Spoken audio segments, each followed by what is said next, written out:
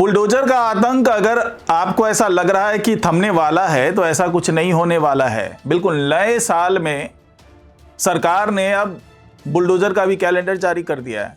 जी हाँ, नए साल में पूरे बिहार में नए सिरे से बुलडोजर का फिर से तांडव शुरू होने वाला है और कब किसके दरवाजे पहुंच जाए ये कहना मुश्किल है, लेकिन इतना तो पता चल ही जाएगा कि अगले एक महीने में कहां कहां बुलडोजर पहुंचेगा। और इसकी शुरुआत पटना से हो रही है और पटना में 26 सड़कें इसकी जद में आने वाली है और दनादन कार्रवाई होगी और इसके बाद अलग अलग शहरों के लिए नई नई योजनाएं बनाई गई है, नए नए तरीके से बुलडोजर चलवाए जाएंगे।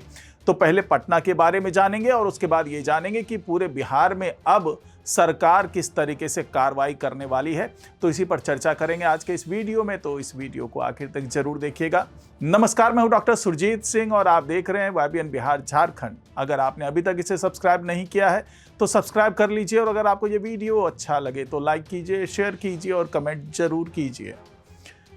तो आज तक आपने तो ये सुना होगा कि नया साल आते ही कैलेंडर बंटने लगते हैं, नए साल का कैलेंडर जारी हो जाता है। लेकिन अब इस बार जो कैलेंडर जारी हुआ है वो बुलडोजर के लिए हुआ है। जी हाँ, इसी कैलेंडर के हिसाब से बुलडोजर की कार्रवाई होगी और ये कैलेंडर अगर आपके पास होगा तो आपको पता चल जाएगा कि आपके किस इलाके में बुलडोजर पहुंचने वाला है। क्योंकि सबसे पहले जो कैलेंडर जारी हुआ है वो है पटना का और पटना में 26 प्रमुख सड़कें हैं जहां पर इस एक महीने में यानी कि पूरे जनवरी में कार्रवाई होगी और कार्रवाई भी जमकर होगी। पहले जो भी कार्रवाई हुई थी वो तो ट्रेलर था, अब पूरी फिल्म देखने को मिलेगी आपको। शुरुआत पटना से हो रही है और बाद में धीरे धीरे ये जो तमाम जो कार्रवाई है पूरे बिहार में नए सिरे से होगी और हर शहर का कैलेंडर जारी किया जाएगा। हर शहर में कैसे बुलडोजर कार्रवाई करेगा इसके बारे में आपको जानकारी मिलने वाली है। तो पटना में डीएम त्यागराजन ने हर उस इलाके को चिन्हित किया जहां पर अतिक्रमण ज्यादा है और खास करके उन सड़कों पर जहां भीड़ भाड़ ज्यादा होती है और अतिक्रमण हो जाने के कारण वहां पर लोगों को बहुत परेशानियों का सामना करना पड़ रहा है।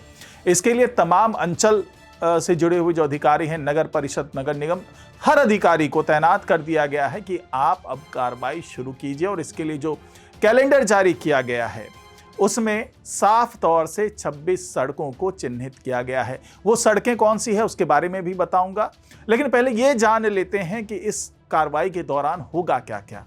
तो इस कार्रवाई के दौरान बुलडोजर अतिक्रमणकारियों के जो भी अवैध कब्जे हैं उसको मुक्त कराएगा, जो भी अवैध निर्माण है उसको मुक्त कराएगा और साथ ही जिन जगहों पर पहले कार्रवाई हो चुकी है और वहां पर दोबारा अतिक्रमणकारियों ने अतिक्रमण कर लिया है तो उन पर जुर्माने की भी व्यवस्था की गई है, यानी हर्जाना भी देना पड़ेगा और अतिक्रमण को तोड़ने में जो वक्त लगेगा, जो पैसा लगेगा, वो उस पैसे का भुगतान भी उन्हीं अतिक्रमणकारियों को करना पड़ेगा। यानी कि यह पूरी व्यवस्था है कि अगर आपने अतिक्रमण किया है तो इसका हर्जाना भी आपको भुगतना पड़ेगा, आप पर दंड भी लगेगा और तो जो तोड़ने में जो पैसा खर्च हो रहा है सरकार का, जो मजदूर लगेंगे, जो बुलडोजर का रेट होता है पर आवर के हिसाब से, वो भी वसूला जाएगा। ये तय कर दिया गया है। अब सवाल ये उठता है कि प्रायोरिटी कैसे तय की, जो जिला प्रशासन है उसने कैसे प्रायोरिटी तय कर लिया कि कहां कहां चलना है।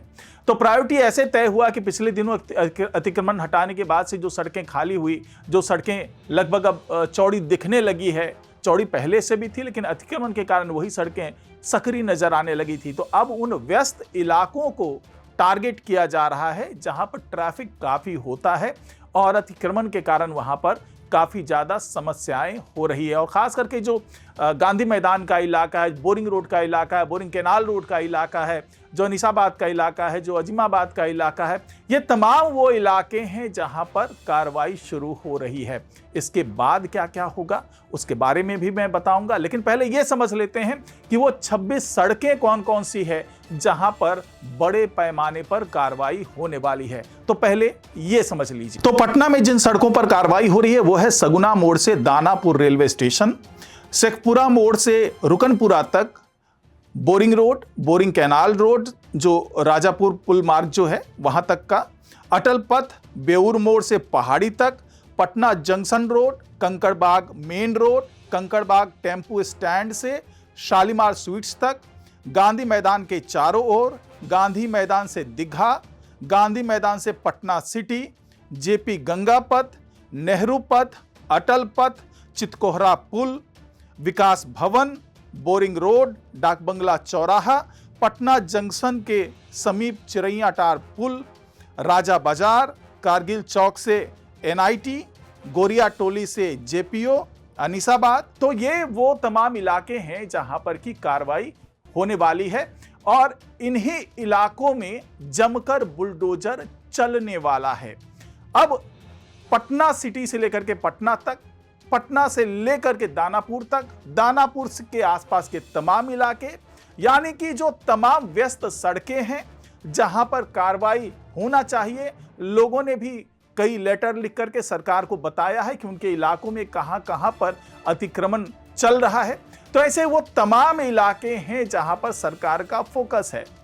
अब इसके बाद बात कर लेते हैं कि क्या पूरे बिहार में ऐसा ही होने वाला है। तो जी हां, पहले जो टारगेट किया जाएगा वो बड़े शहरों को किया जाएगा। बड़े शहरों में दरभंगा आता है, बेगूसराय आता है, गयाजी आता है, औरंगाबाद आता है और मधुबनी का इलाका है, सीतामढ़ी का इलाका है, समस्तीपुर का इलाका है और वो तमाम जो बड़े बड़े शहर हैं, मुजफ्फरपुर में भी ये कार्रवाई होगी।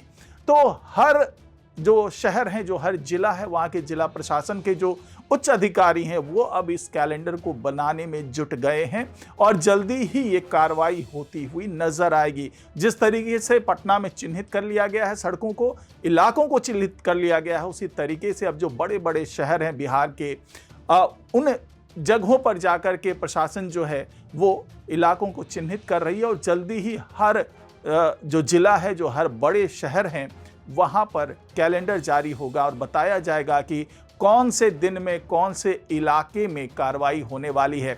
यानी कि सम्राट चौधरी और विजय सिन्हा की संयुक्त टीम अब इस पर काम कर रही है और जल्दी ही सरकारी ज़मीनों को कब्जे से मुक्त किया जाएगा। और साथ ही इस दौरान अगर ये भी साफ साफ संदेश दे दिया गया है सम्राट चौधरी की तरफ से, बिल्कुल जीरो टॉलरेंस का संदेश है और साथ ही ये कह दिया गया है कि अगर इस अतिक्रमण को हटाने के दौरान कोई व्यक्ति या संस्था आड़े आती है, उसको रोकना चाहती है इस कार्रवाई को, तो उनके खिलाफ भी सख्त कार्रवाई की जाएगी। हर जाने से लेकर के जेल की सैर तक सबकी व्यवस्था सरकार ने कर दी है और आने वाले दिनों में इसका असर होता हुआ नजर भी आएगा।